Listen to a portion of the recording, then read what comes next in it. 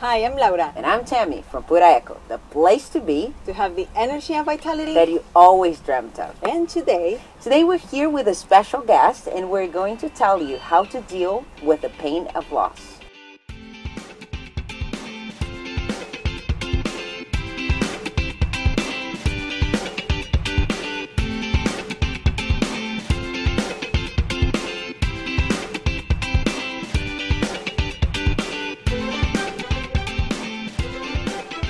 So here we are with Jorge Coutinho.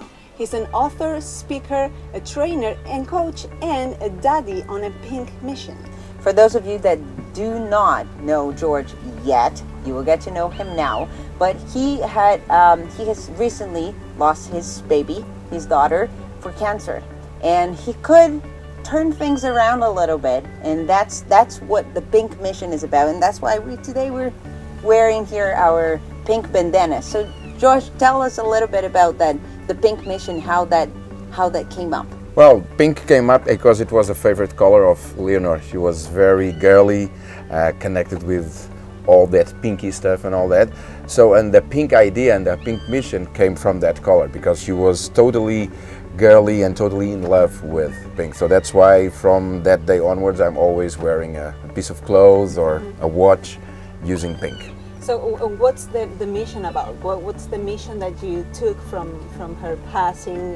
What did you do with it? Well, pink, it's a way of using a color because it's a bright color, and using pink as a way of bringing more light and more life into your life. Mm-hmm. Meaning the way that Leonor lived her journey through cancer was an example how you can deal with pain without suffering, and how can you use something that it's totally painful, mm-hmm. but even though wear pink not only as a dressing but as a part of your life. So that's what she did, because she lived a journey of 15 months through cancer, mm-hmm. and even she had that chemo, she had all those things that people that had cancer go through. She never lost her vitality, she never lost her smile. She was able to bring a new meaning to everything that she dealt with. Mm-hmm. And so I think that the pink, it's a great color for branding a mission to bring that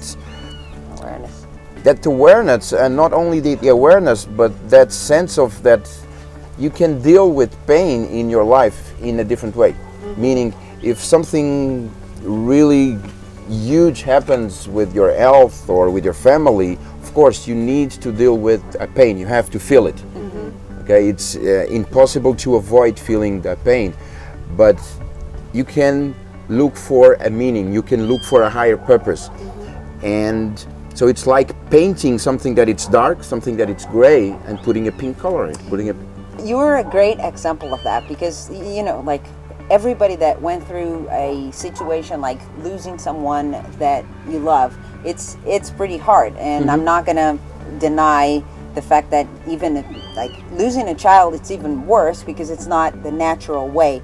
Yeah. But you seem to be living what she lived yes. with for 15 months, and you're continuing that, and that's part of your life now. So what would you say it's the biggest secret to really change that meaning and bring the brightness, bring the pinkness of something that can be dark? How exactly did you do that, so that a couple of months later you were let's put it this way, you were not really what people would expect someone that just lost a 5-year-old kid to be? So I will just go back a little bit on time so that everybody can understand how everything happened. So Leonor, she was 4.5 when she was diagnosed, and until that moment she was a normal kid. I would say maybe not normal because she was very energetic in everything that she did. So, but she was normal. She didn't, up to that moment, we didn't have any issue or any health issue with her, not even a flu or something that normally kids have at that age.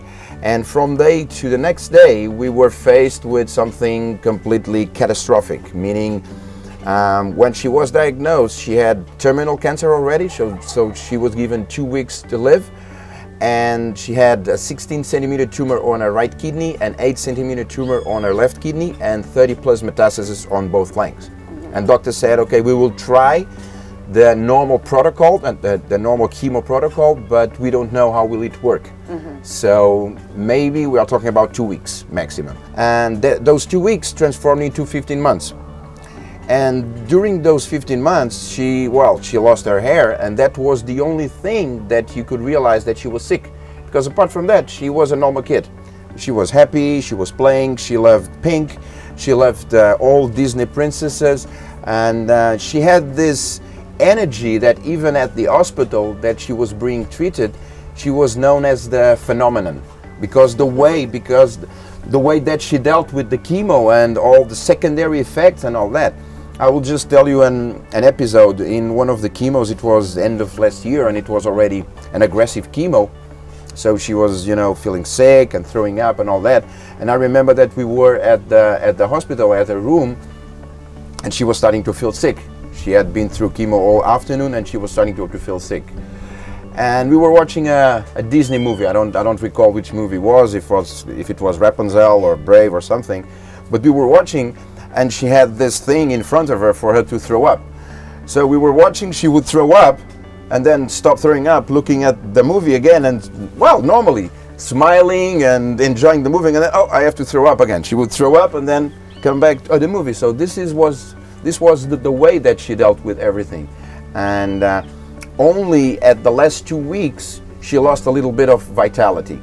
I can say that. Now coming back into your question, how can you deal with it, and how can I be like I am right now, 2.5 months after she was called back home, as I love to say. I think it's all about beliefs and about love, and also about what you believe love is. First, I believe that we all come with a mission, meaning we all have a mission here. And I believe that Leonor's mission was to show what is really love about, and how can you live your life facing death, because she was facing death for 15 months. So I think that was part of her mission, touch others with her energy, with her love, with the way that she dealt with a disease. And then it's all about the way that you love, meaning normally people, they tend to love others to feel loved. They tend to love others to feel that they are cared, to feel that they are good enough. And when they do that, it's kind of possessive love. They kind of grab you with love. I believe that love is totally the opposite. I believe in freedom, and I believe loving is letting go. So meaning, if you are able to love someone so much that you are willing to open hands and say, okay, I'm willing to let you go, because by letting you go, I'm also happy. I'm not saying that, of course, when you lose someone, you are happy, because that would not make sense. But it's understanding that there is a higher purpose for everything, and that she was called back home by some plan that I don't have it in my hands. It's something that was planned. I believe in God, and I believe that God has plans for us that we don't understand. And the only way is to accepting those plans and knowing that there is a higher purpose for everything. The way that I loved her, and when I was faced immediately with that diagnosis or with that sentence, I accepted it, and I said, okay, this is part of our mission. And I know that the mission will be one of two. Either she will live, she will be able to face a disease, and she will thrive, and she will move on. And by doing that, she will inspire others, and she will use that in her future as her life story, and saying, hey, I dealt with this, and today I'm here because I was able to. So you can also be able to deal with your stuff. Or, unfortunately, it was a second one, she would be called back home. But by doing that, she would have left a legacy of love, a legacy how to live with pain without suffering. Because let's be real, I saw her in pain many times, maybe too many times, but pain has to be felt. But I never heard her saying, Daddy, I'm suffering. She would complain, of course, this hurts, my tummy aches, or this, but then she would move on. The next minute she would laugh about the movie. Yeah, laughing about a movie. And when you are able to see things like that, when you believe that there is a higher purpose for everything, when you believe that you don't need to suffer, because people, they tend to suffer again because they are, it's like they are attached to it. You know, they grasp to that feeling of suffering with the illusion that while I'm still suffering, I will still feel your presence. It's like love is still alive. I think it's a bit of a paradox, okay? But it's like, okay, if I'm still suffering, this means that I still love you. It doesn't need to be like that, because I believe that Leonor is in a higher place. I truly believe that one day I will meet her, and I truly believe that she loved me as she loved her mom and other people. And when you love someone, you want to see that person happy. So I believe that she would not love me, or she would not want me to see me suffering, being a victim in order to feel her love. Just making this clear, pain doesn't vanish. It increases every day, okay? But the good thing as well is that love also increases every day. So the ratio keeps the same, until I believe that one day love will be even higher and pain will come to a stop, or will come to a place that love is growing more than pain. But that's only possible when you believe, when you understand what love is really about. Love is not grasping, it's not attaching, it's not loving, it's opening, you know, it's loving in freedom. It's willing, okay, you are not here anymore physically, but you live within me.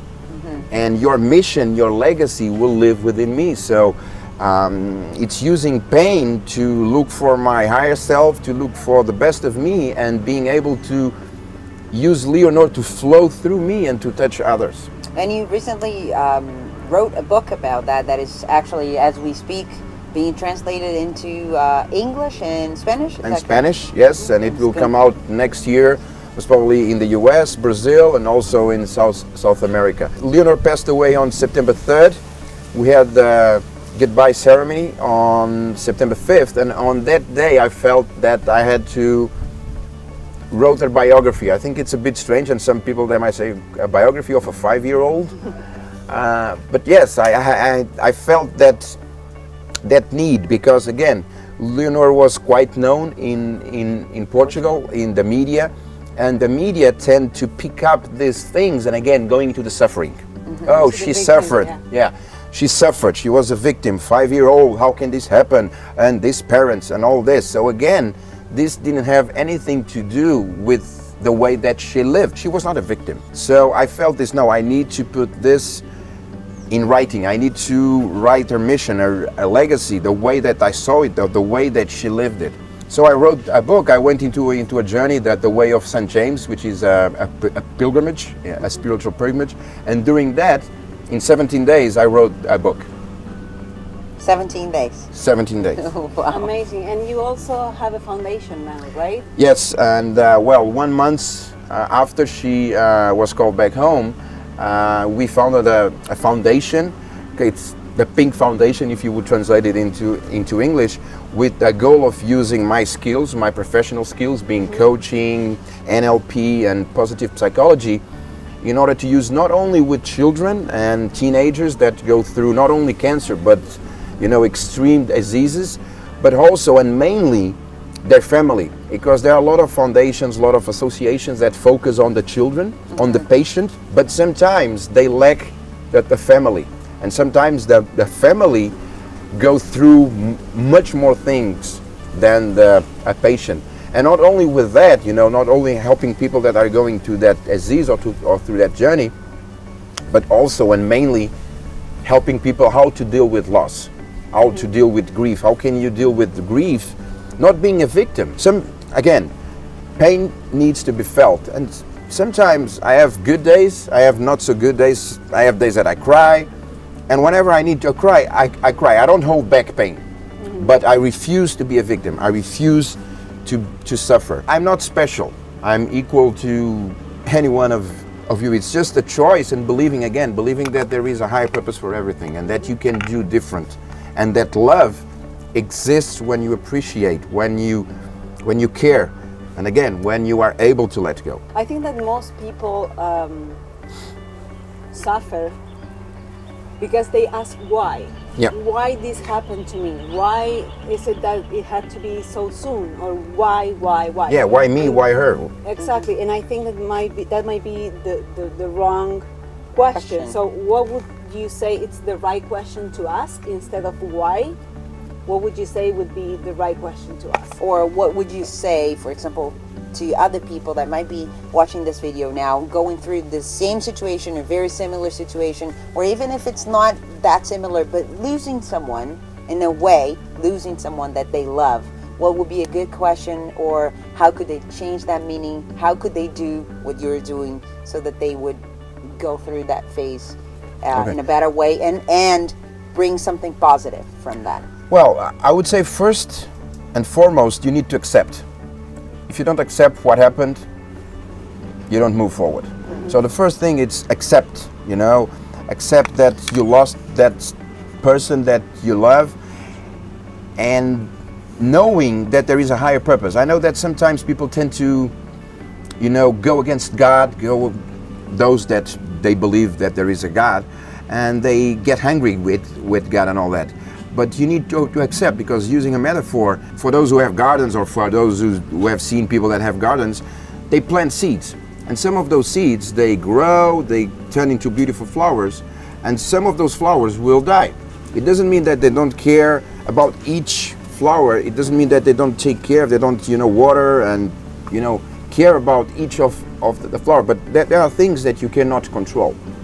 And I believe that there are things that are meant to be like that, you know, and we don't control it. It's not in our hands. Of course, I would trade my life for her right now. If I could do it, I would just, you know, change it. But it's not under my control. And if you go to the why question, that will put you on the problem. That will put you on a downwind spiral that you will end up in a not very good place, in a depression or even worse. So you need to believe, you need to develop your spiritual part, and it doesn't mean that you believe in God, but it means that you believe in something higher, or just believe in the one that you missed, and believe that he or she is living in some place else, and she or he didn't want to see you suffering. If she loved you, or if he loved you, right now he or she wants you to be happy, wants you to move on. Picking up all the positive, people tend to, you know, to go to the remembering and to the missing part and all that. Speaking up, for example, sometimes, and a day it happened, I saw a piece of paper with a drawing that she made, and with the father wrote on it, and that immediately brought me to that moment where I saw it, and I remember what I felt, and I felt gratitude. Instead of going into the pain, oh, I missed this, is feeling gratitude for that moment, because you had that moment, and that moment it's inside of you. You know, it's instead of going to the missing, go to the remembering. Instead of going to the suffering, go into the pain. Instead of going into the pain, go into the love. You know, and it's a process. Accept where you are, and believe that one day will be better than the other. And again, it's like the weather. A day it's a great weather. A couple of days ago it was raining and all was gray and ugly and wet. Today we have the sun, the sky is completely blue. So it's accepting where you are and having the faith that one day, you know, we all be together in one place that we don't know, but there is a higher purpose, and using that, because we all had moments, beautiful moments with a person that we lost. It's using those moments, using the legacy, the mission, the love that that person left within you to make you a better person and to pass that to others. Because if I would be a victim right now, I would not be changing anything. You know, I would have had this wonderful angel in my life. I lost her, and people would look at me, oh, poor George, poor thing, poor dad, he lost his girl. And I would not be changing anything. I would not be making a difference. Being who I am right now, writing a book, building this foundation, helping people, showing other people that you can deal with loss in a different way. And trust me, I love my daughter in a way that I cannot put it into words. And I'm still her father, you know.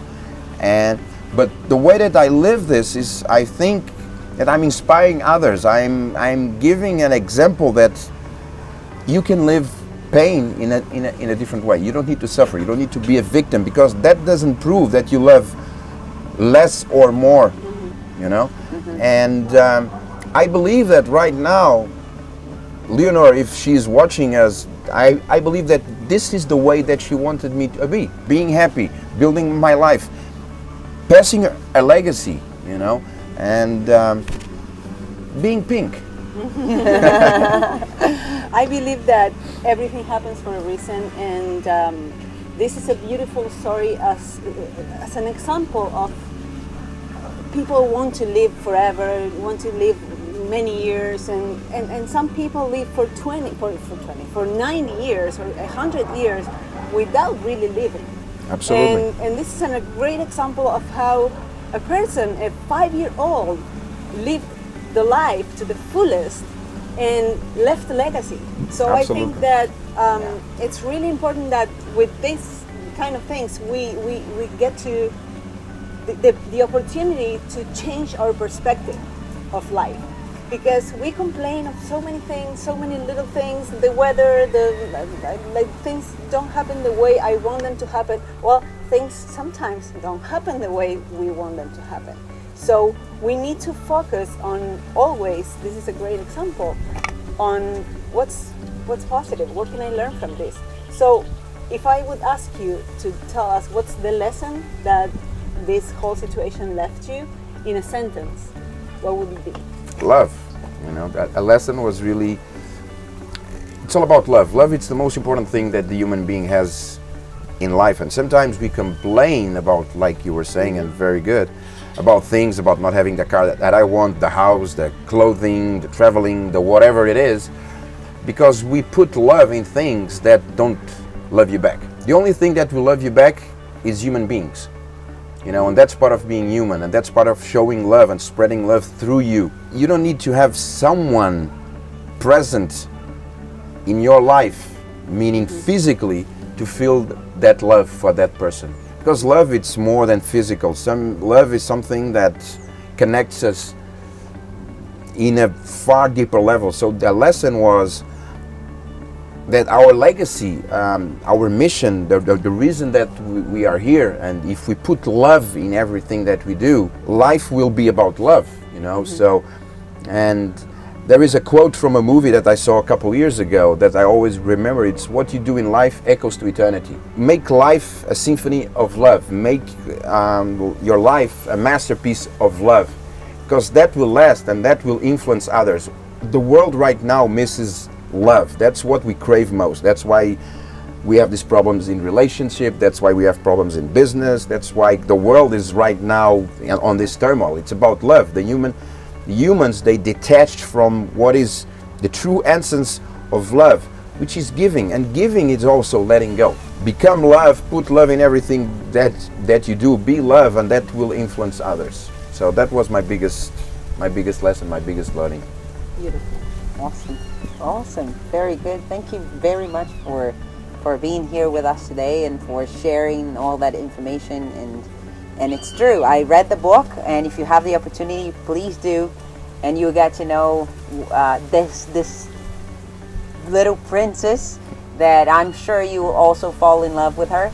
I didn't have the opportunity to meet her in person, but I feel like I met her through the book, through her mini biography. And she's lovely. Like she really is, and I love her. Even you know, and that's exactly what you're saying. So love is the answer. Gratitude is the answer.